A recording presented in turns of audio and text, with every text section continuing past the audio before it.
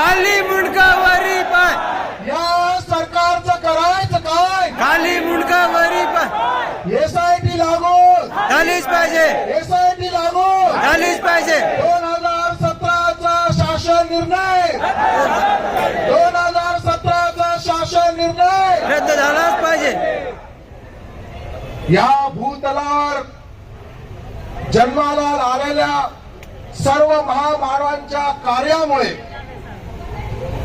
या देशातील या जगातील ज्या ज्या लोकांचं दीन दलित पददलित शोषित पीडित उपेक्षित बेसहारा लोकांचं जे उत्थान झालंय, ज्यांच्यामुळे यांना मान सन्मानाने जगण्याचा थोडेफार ताकद मिळाली, अशा सगळ्या महामानवांच्या कार्याला सर्वप्रथम मी अभिवादन करतो आणि त्यांना नतमस्तक होतो. माझ्या बंधूंना आणि भगिनींनो, आज या ठिकाणी फक्त गोर बंजारा समाज नव्हे तर विमुक्त जाती अ मधील जे 14 समाजाची लोक आहेत, त्यापैकी बऱ्याच समाजाची लोक या ठिकाणी उपस्थित आहेत.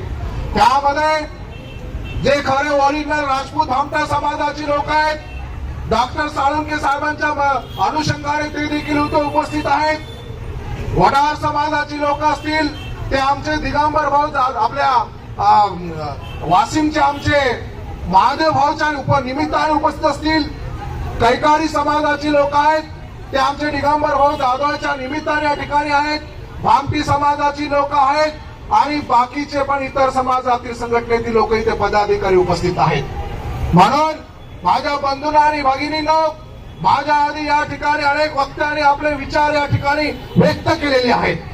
म्हणून पण एक गोष्ट महत्वाची आपण समजून घेतली पाहिजे की जे काही विजय प्रवर्गामध्ये जी काही घुसखोरी होत आहे, या घुसखोरीमुळे नेमका आपल्यावर काय परिणाम होतो हे आपण आधी चांगल्या प्रकारे समजून घेणं फार काळाची गरज आहे.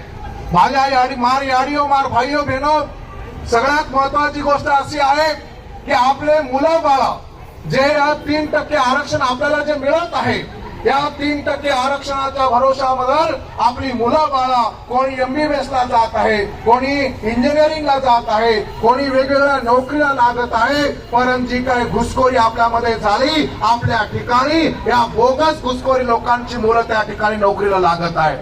आपली जी मुलं नोकरीला लागत होती ती आता लागणार नाही, कारण ही बोगस घुसखोरी आपल्यामध्ये फार मोठ्या प्रमाणात झालेली आहे. साळुंखे साहेबांनी मला मंत्रालयामध्ये आमची भेट झाली, त्यावेळेला 2022 ला एकूण जेवढी काही MBBS ची ऍडमिशन होती त्या ऍडमिशनची मला लिस्ट दाखवली.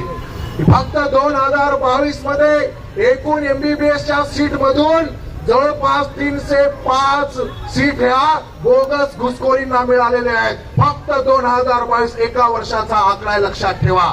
जर एका वर्षामध्ये जर 305 मुलं हे बोगस घुसखोरांचे लागत असतील, तर आमचे मुलं बाळ काय भीक मागायला यांच्यासाठी बसले आहेत का? ही भीक मागायला लावत आहे हा सरकार आपल्याला. म्हणून याचा कुठेतरी आपल्याला राग आला पाहिजे. एवढंच नाही तर काल परवा आमचा सचिन चव्हाण नावाचा मुलगा यवतमाळमध्ये माझ्या मीटिंग मध्ये आला आणि त्याने मला सांगितलं, भाऊ मागच्या वेळेला एमपीएससीची ज्या वेळेला आम्ही अटेम्प्ट दिला, ज्या वेळेला आम्ही एमपीएससी परीक्षा आम्ही पास झालो, त्यावेळेला एकूण 17 जागा होत्या आणि 17 पैकी 12 जागा हे बोगस घुसखोरांची होती. 12 लोक अवैधरित्या आपल्याकडे आल्या. म्हणून ज्या ठिकाणी 12 लोक आपल्या विजय प्रवर्गातील लागणार होते, त्या ठिकाणी हे 12 लोक घुसखोरी केली आणि यांनाही जागा मिळालेली आहे. म्हणून मला तुम्हाला सांगायचं आहे की आज विजय प्रवर्गाला जे 3% आरक्षण मिळत आहे,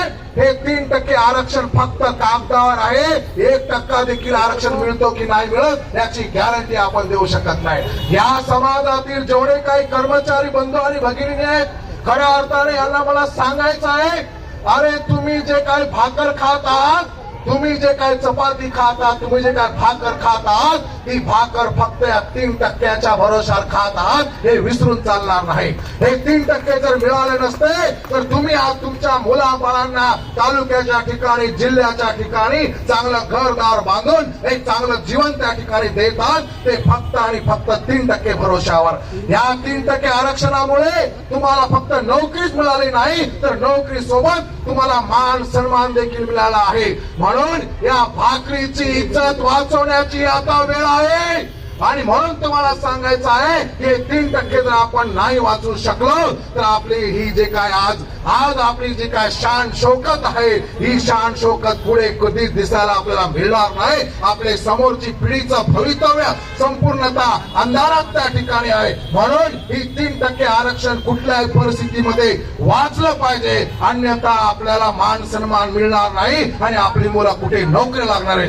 काही लोकांना असं वाटत असेल की माझा मुलगा कुठे MBBS होणार आहे, माझी मुलगी कुठे इंजिनियर होणार आहे. पण लक्षात ठेवा, हा प्रश्न फक्त मेडिकल साठी किंवा इंजिनिअरिंग साठीच नसून जे काय पोलीस कर्मचाऱ्याची भरती असेल, तलाठ्याची भरती असेल, ग्रामसेवकची भरती असेल, कुठल्याही प्रकारच्या नोकर भरतीमध्ये हे 3% आरक्षण मिळतं. म्हणून आपण नोकरीला लागतो. लक्षात ठेवा, या संपूर्ण प्रकारच्या नोकरीवर हे बोगस घुसखोर डल्ला मारत आहेत, आपल्या समोरचं ताट हिसकावून घेत आहेत. हे आपण लक्षात ठेवलं पाहिजे. म्हणून हे बोगस घुसखोरीसाठी साळुंखे साहेबांना लक्षात असेल, मागील 8 ते 8 वर्षापूर्वी मी शोधत साळुंखे साहेबांच्या घरी जाऊन बसलो आणि 1 तास चर्चा केली. आणि सुरुवातीचे 5 ते 7 वर्ष साळुंखे साहेबांनी ज्या ठिकाणी तक्रार दाखल केली त्या ठिकाणी फक्त गोरसेनेच्या कार्यकर्त्यांनी त्या तक्रारी अटेंड केल्या, त्या सुनावणी अटेंड केल्या. आणि त्यानंतर हा लढा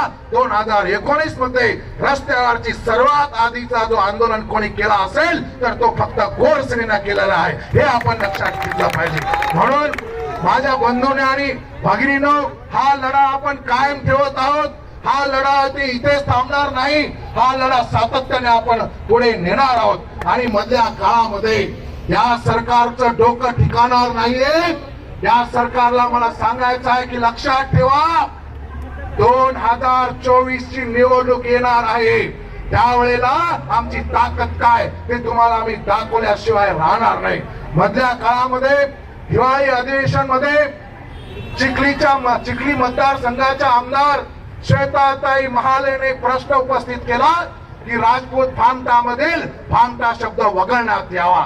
मला हा प्रश्न अत्यंत म्हणजे राग येण्यासारखा वाटतो आणि अत्यंत केविलवाणा प्रश्न वाटतो. खऱ्या अर्थाने समजा मी ओरिजिनल राजपूत भामटा आहे, म्हणून माझ्या नावासमोर जो भामटा शब्द लागलेला आहे तो निघावा की न निघावा तो माझा अधिकार आहे. परंतु या बाहेरच्या ज्या काही ओपन कॅटेगरीतले जे राजपूत लोक आहेत यांनी त्या आमदाराला सोबत घेऊन तो प्रश्न उपस्थित करायला लावला. याचं कारण असं होतं की जर राजपूत भामटामधील भामटा शब्द निघाला असता तर आपल्या सोबत जे ओरिजिनल राजपूत भामटा आहेत ते राजपूत झाले असते आणि बाहेरचे जे राजपूत आहेत तेही राजपूत, तुम्ही आम्ही एकच राजपूत म्हणून संपूर्ण लोंढाच्या लोंढा या आपल्या प्रवर्गात घुसला असता. आणि 1% जो आरक्षण आपल्याला मिळतो तो 1% आरक्षण देखील आतापर्यंत आपलं संपूर्णपणे आपल्या हातातून या लोकांनी हिसकावून घेतला असता. माझ्या बंधूंना आणि भगिनींनो, तुम्हाला सांगायचं आहे की ज्या वेळेला राजपूत भामटा शब्द काढणार यासाठी शिंदे फडणवीस आणि आपले अजित शिंदे फडणवीसांनी ज्या वेळेला औरंगाबादला राजनाथ सिंहला बोलावून या राजपूत लोकांनी जो मेळावा घेतला त्या ठिकाणी शिंदे आणि फडणवीसने तिथे कबूल केलं होतं की राजपूत भामटामधील भामटा शब्द आम्ही काढू. माझ्या बंधूंना आणि भगिनींनो, या तमाम महाराष्ट्रामध्ये कोणी मर्दाचा पिल्लू समोर आला नाही. त्यावेळेला एकाच दिवशी संपूर्ण महाराष्ट्रामध्ये गोरसेनेच्या वतीने 25 जिल्ह्यामध्ये रास्ता रोको आंदोलन झालं आणि त्याचा परिणाम म्हणून पुन्हा शिंदे फडणवीस सरकारला स्टेटमेंट द्यावं लागलं की आम्ही आता भामटा शब्द काढणार नाही. मला तुम्हाला लक्षात आणून द्यायचं आहे की आज आपल्या जवळ 3% मधून जे काही थोडंफार 1% आरक्षण आपल्याला जे मिळतंय ते 1% आरक्षण फक्त गोरसेनेच्या मेहरबानीने मिळते. लक्षात ठेवा, ही गोरसेना जर नसती तर हे 1% देखील आरक्षण आपल्याला मिळालं नसतं. म्हणून नोकरदार लोकांना सांगायचं आहे आणि आपल्या समाजाला मला सांगायचं आहे की मुलाबाळाचं जे काही थोडंफार भवितव्य आपल्या हातात दिसतं त्यामागे गोरसेनेचा फार मोठं योगदान आहे, हे आपण विसरून चालणार नाही. माझ्या बंधूंना आणि भगिनींनो, याआधी माझ्या आधी काही वक्त्यांनी सांगितलं की मागील पावसाळी अधिवेशन मध्ये अतुलजी सावेंनी SIT लागू करू म्हणून तिकडे जाहीर केलं आणि 2 दिवसानंतर पुन्हा काय सांगितलं की अनावधाने माझ्याकडून बोलल्या गेलं, आम्ही SIT लागू करणार नाही. माझ्या बंधूंना आणि भगिनींनो, लक्षात ठेवा, समजून घ्या हा विषय. ही जे काय घोषणा केली ती बाहेर एखाद्या कुठल्याही अशा खुल्या जागेमध्ये कुठल्या मेळाव्यामध्ये केलेली नाही आहे. जिथे संविधानिक जागा आहे, जिथे अधिवेशन चालतंय, संपूर्ण महाराष्ट्र बघतोय, रेकॉर्ड होत आहे, त्या ठिकाणी अतुलजी सावेंनी SIT डिक्लेअर करून पुन्हा कॅन्सल केले. लक्षात ठेवा. अरे या गोष्टीचा राग आपल्याला आला पाहिजे. आपण कोण आहोत, आपली अवकाश काय आहे, हे लोक आपल्याला दाखवत आहेत. म्हणून मला तुम्हाला सांगायचं आहे की खरोखर विमुक्त जातीचं रक्त जर आपल्यामध्ये असेल, गोर बंजाराचा रक्त जर आपल्यामध्ये असेल, तर येत्या 2024च्या निवडणुकीमध्ये या शिंदे फडणवीस अजित पवारला त्यांची जागा आपण दाखवून दिली पाहिजे. म्हणून माझ्या बंधूंना आणि भगिनींनो, तुम्हाला अजून एक गोष्ट मी या ठिकाणी सांगू इच्छितो. SIT कॅन्सल झाली. आम्ही संध्याकाळी साधारणतः 8-9 वाजता ऑनलाईन मीटिंग मध्ये हे ऐकतोय. ऑनलाईन मध्ये म्हटलं ऐकलं की SIT कॅन्सल झाली. मला रात्रभर झोप आली नाही.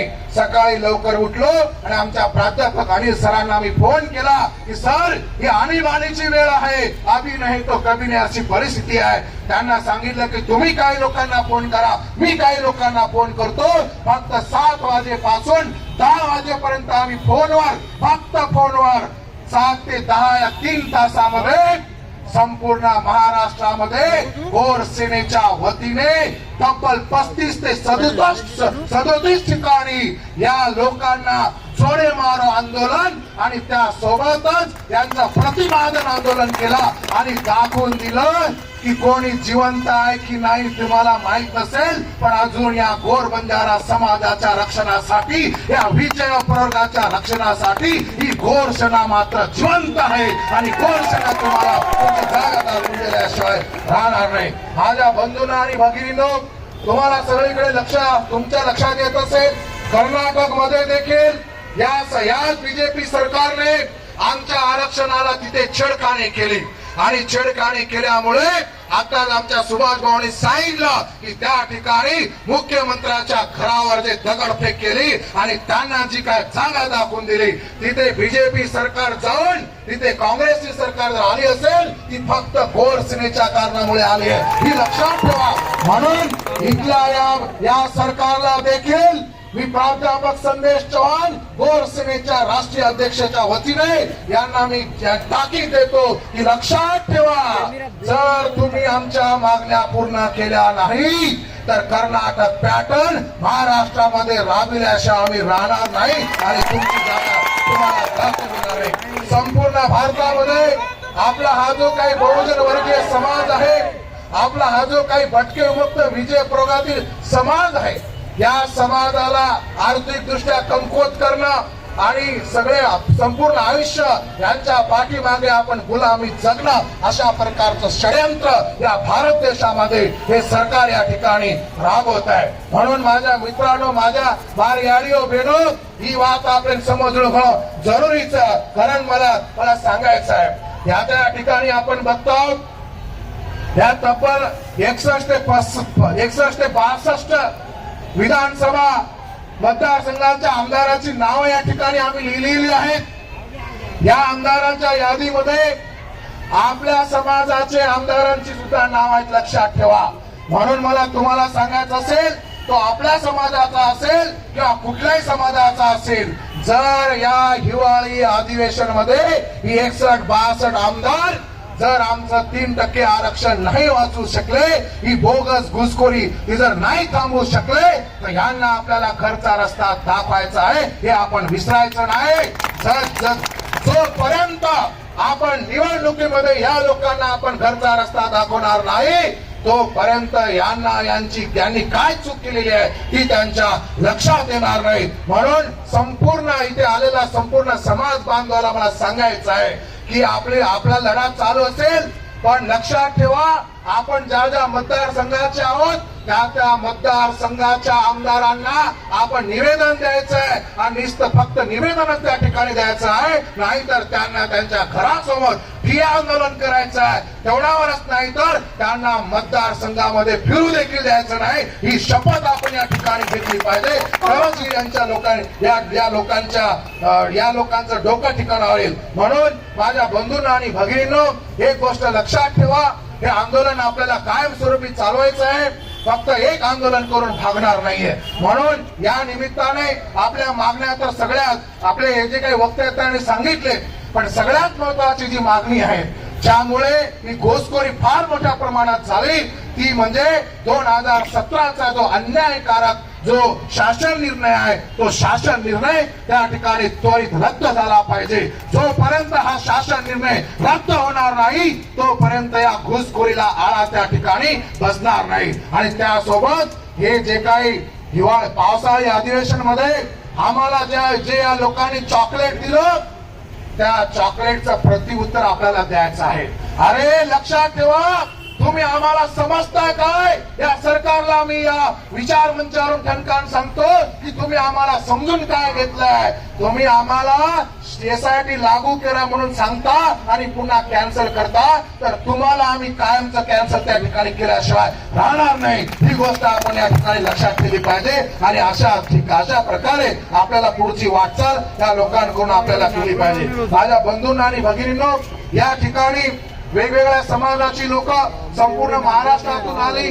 गोर बंजारा समाजाची लोक पार पुण्यापासून, पार अहमदनगर पासून, सोलापूर पासून, जळगाव, धुळे, नंदुरबार आणि परत आपले जालना, बीड, सगळ्या जिल्ह्यातून आपला समाज बांधव या ठिकाणी आलेला आहे. त्यासोबतच आपल्या राजपूत भामटा समाजाचे आपले अनिल साळुंखे साहेब, दिगंबर जाधव साहेब कैकाडी समाजाचे, त्यासोबतच आपले महादेव भाऊ हे वडार समाजाचे, त्यासोबत आणखी भामटे समाजाचे लोक या ठिकाणी आले आणि आपल्या गोरबंजारा समाजाचे जेवढे काही पदाधिकारी आहेत त्यांनी देखील वेगवेगळ्या संघटनेच्या माध्यमातून या आंदोलनाला जे काही सहकार्य केलेलं आहे त्याबद्दल त्यांना आम्ही शतशः धन्यवाद देतो. आणि या सगळ्या जनसमुदायाला नतमस्तक होऊन हे आंदोलन आपल्याला कायमस्वरूपी चालू ठेवायचं आहे आणि 2024 ची निवडणूक डोक्यात ठेवायची आहे. ही लोक आंदोलनाला घाबरत नाही, ही लोक मोर्चाला घाबरत नाही, ही लोक मेळाव्याला घाबरत नाही,